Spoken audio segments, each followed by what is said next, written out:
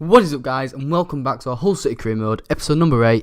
And today we've actually got the transfer window, which is good, because obviously hoping to make a few signings, hopefully making a few additions to the side, and hopefully to offload some players as well. I mean, mostly send them on loan, because I've got a few youngsters that not really getting into the squad, so I'm hoping to just ship them off loan and just get a bit of wage budget from them. But first up, we did have West Brom away at the Hawthorns, and to be fair, I think we actually drew last time 2-2. I think I was winning, obviously 1-0, then the equalised, and I was winning 2-1, then the equalised. So I was winning both times. But, this game, it wasn't really much like it, to be fair. There was a bit of action, but, there wasn't a lot going on. And as you see, it's already basically half time. This chance here, what they had, good save by Marshall, really good save. That kind of went into half time, and like I said, not a lot was going on really. It was quite a boring game. Another game like this is going to be at later in the episode as well. But yeah, like I said, I'm just going to tell you now, there were no goals in this episode. It was pretty pointless, pretty crap. And, I actually hate episodes like this. We came close, don't get me wrong, to scoring. We actually came really close, but, we're just one of those days where we couldn't score. And same with West Brom, they had their chances. They just obviously couldn't score their own. Marshall, he had a good game. Ben Foster in there had a good game. But, yeah, like I said, it was 0-0 in the end. We were both kind of going for it, but we just didn't have that mark to finish the goal off. And as you see, it's the 90th minute. They had one more chance here, but, that was it. So the referee blew the full-time whistle. And now, to transfers. Now, Jesse Lingard, I didn't actually know this, but he's actually the assist leader.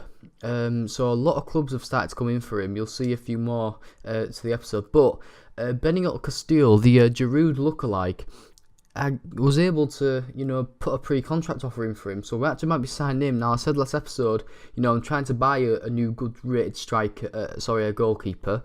And he might be my guy. And obviously, as you see here, he's actually going to accept a contract. £45,000 for an 82 rated goalkeeper. I think that's sick. I think that's a steal.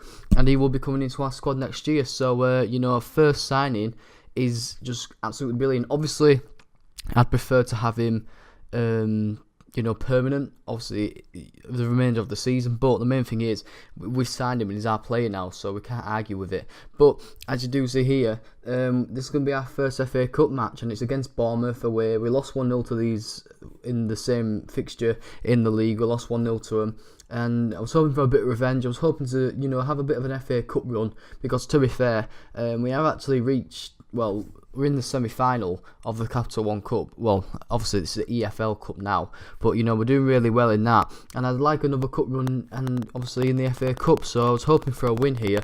And as you see, we were getting a few chances in here and there, but Mabagany gets through on goal. He puts it past their goalkeeper, makes it 1-0, and it's just a good goal. So a ball straight through their defence, no one around it. And as you see, like I said, Mabagany does score. I've just, every time I say his name, I say it different, but yeah, just the main thing is he obviously gets the goal, gets his first in the FA Cup, and makes it 1-0.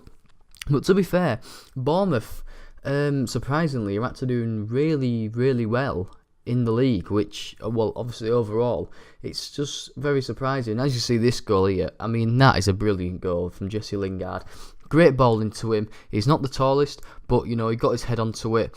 As you see here with the replay, the goalkeeper was a bit too much to the left, so maybe if it was a bit more to the right, he might have saved it. But the good thing was that he wasn't, and obviously Jesse Lingard with a brilliant header puts us 2-0 up just before half time. So obviously going into the half time break at 2-0 up, I'll take that every day of the week. But like I was saying, Bournemouth are doing really well in this career mode.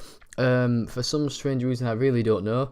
Obviously their only really good addition is Jack Wilshere, and that's it really. Obviously they've got Gradle on the wing, who's quite high rated, but like I said, apart from that, they haven't really got any good players, and I'm quite surprised how well they're doing. But as you see in the 82nd minute, again, like the first game against West Brom, there were a few more chances in this game, but, obviously we took ours, Bournemouth didn't take theirs, and in the end, Naki Wells makes it 3-0. He puts a cherry on top of the cake, and, basically puts us through to the next round of the FA Cup, which I don't actually know who I'm going to be playing against that yet, because, I think I'll find out after the January transfer window. I'm not quite sure, but we'll see what we get. But as you see, Bournemouth had one more chance. Marshall easily saved, and that was the game. So far so good this episode. We haven't lost, but I'd like to pick up some points against the West Brom game. But the main thing is we're through to the next round of the FA Cup. And as you see here, 2 clubs accepting a counter offer for Jesse Lingard. But I'm just going to tell you now, they've both broken down.